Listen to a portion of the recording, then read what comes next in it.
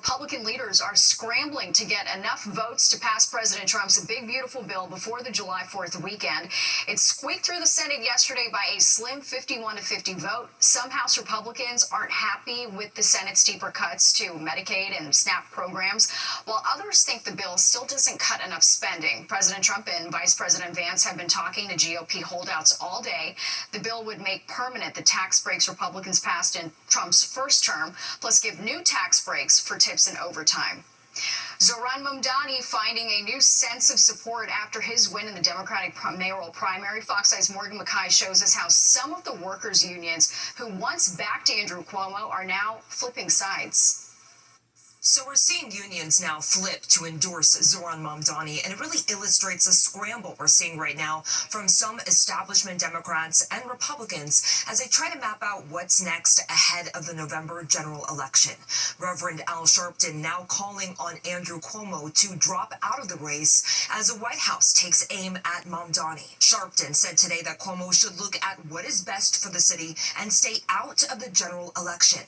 But Cuomo's campaign says they are still weighing whether he will actively run on his independent ballot line. Mamdani's win also became the focus of President Donald Trump's Homeland Security Advisory Council, which met for the first time publicly today.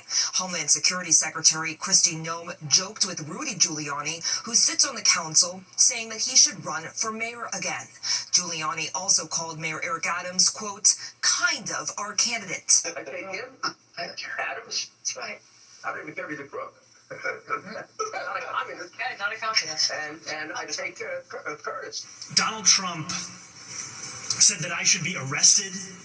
He said that I should be deported. He said that I should be denaturalized because he wants to distract from what I fight for. I fight for working people. As Mamdani mentioned, this comes one day after Trump threatened to arrest Mamdani if he interferes with ICE, and also praised Mayor Adams. When asked to condemn Trump's threats, Adams dodged the question and instead suggests it's a distraction. They're going to have a mic in my face. Are you going to do this? Are you going to do this? How are you going to do this? Let me tell you what I'm going to do. I'm going to deliver for New Yorkers. It's both unsurprising and quite sad to see the mayor of this city, the same city where 40% of New Yorkers were born elsewhere, find it beyond himself to defend the very citizenship of someone running for that position. Now, Governor Kathy Hochul so far has not endorsed Mamdani, but she did defend him against Trump's comments, saying that they will not be intimidated. Reporting from the newsroom, I'm Morgan McKay, Fox 5 News. It's one of the most important weekends of the summer. The 4th of July holiday is almost here. Nick has a look at the forecast coming up next.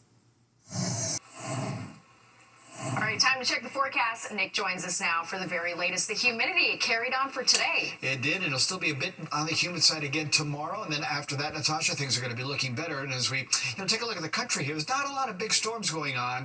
If you do have travel plans, kind of the typical afternoon showers, thunder showers scattered about in the Rockies and extending down into parts of Texas. Other than that, it's kind of quiet.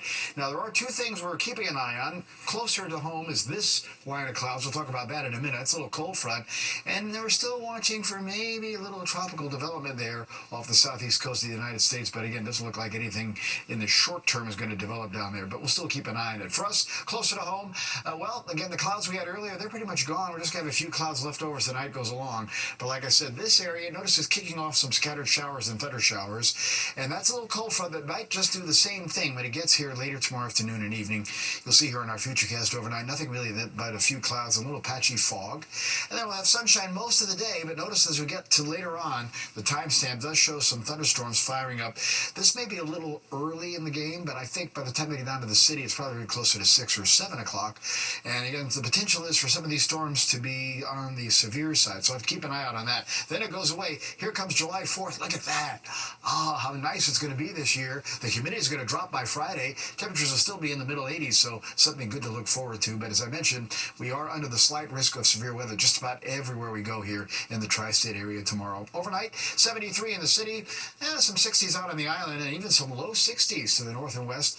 Like I said, a little patchy fog, otherwise just a few clouds. Tomorrow, it warms back up again, up to near 90 or above in a few spots. 89 for Midtown. There's 90 White Plains up to Hartford, but again, there'll be the potential for those late afternoon, most early evening thunderstorms. Natasha? All right, Nick, thank you.